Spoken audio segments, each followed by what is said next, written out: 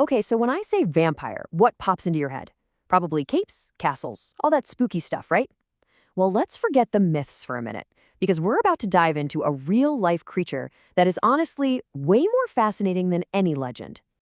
And that's not just some cool hypothetical question. The vampire bat is a living, breathing marvel of evolution. I mean, forget all the folklore.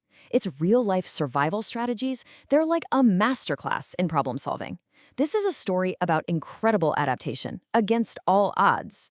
So here it is, meet the vampire bat. And get this, it's the only mammal on the entire planet that survives solely on a diet of blood. This isn't just a snack for them, it's their entire existence. And it's all built around a food source that's incredibly difficult and frankly super dangerous to get. All right, so let's get right into it with the main challenge. I mean, a diet of just blood?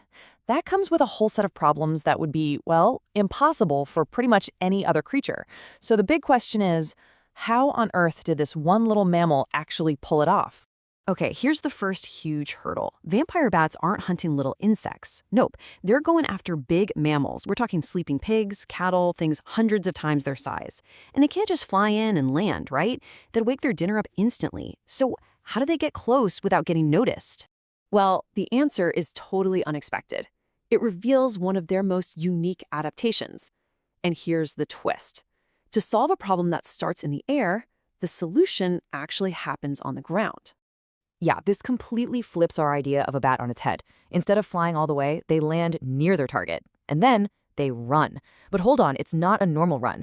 They use their powerful forelimbs, their wings, to literally bound across the ground.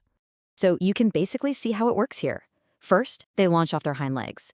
Then they use those super muscular wings to propel themselves forward. It's this unique, really stealthy gait. And that's what lets them close that final distance to, say, a sleeping cow, with just astonishing silence and speed. Okay, so they've successfully stalked their prey. They're close. Now comes the really hard part. See, blood isn't just sitting there on the surface.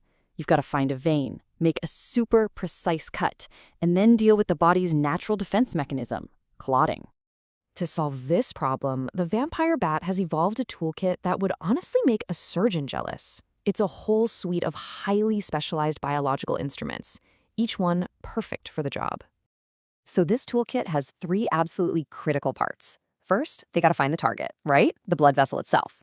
Second, they need the perfect little scalpel to make the cut. And third, they need some kind of chemical to keep the meal flowing. Let's break down exactly how each of these works. Now, this part is just incredible.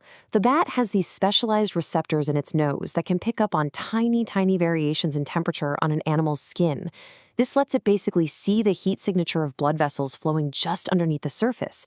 It's like having built-in thermal vision to find the absolute perfect spot to bite. So once the razor-sharp incisors make this tiny, painless cut, the magic ingredient comes into play: the bat's saliva. It is loaded with something called anticoagulants. These are powerful chemicals that stop blood from clotting. And that's the key. It ensures the bat can just lap up a steady liquid meal for a few minutes without anything stopping it.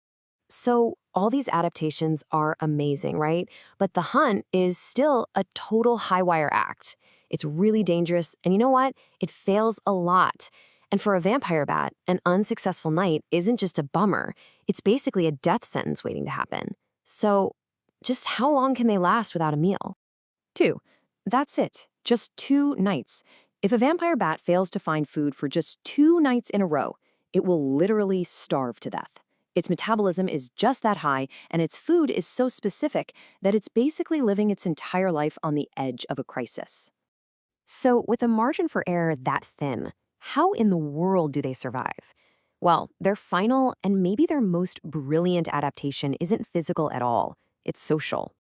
And this is where the story takes a really fascinating turn. For the vampire bat, the key to individual survival, it's all about the strength of its colony. They've actually developed a kind of social insurance policy to protect each other from starving. And here's how it works. A bat that has a successful hunt will come back to the roost and share its meal.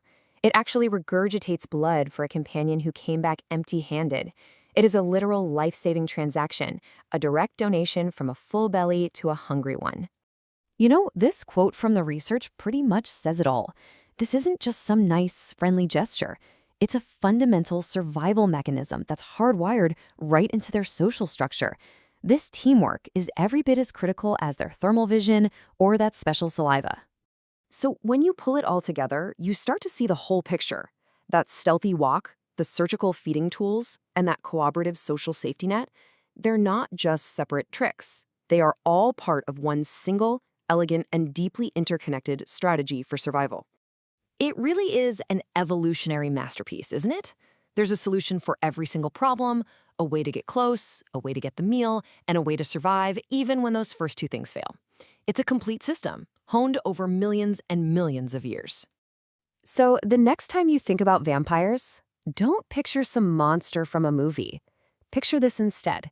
An evolutionary marvel that not only figured out how to survive on a seemingly impossible diet, but also discovered that the most powerful tool for survival isn't fangs or claws, it's community.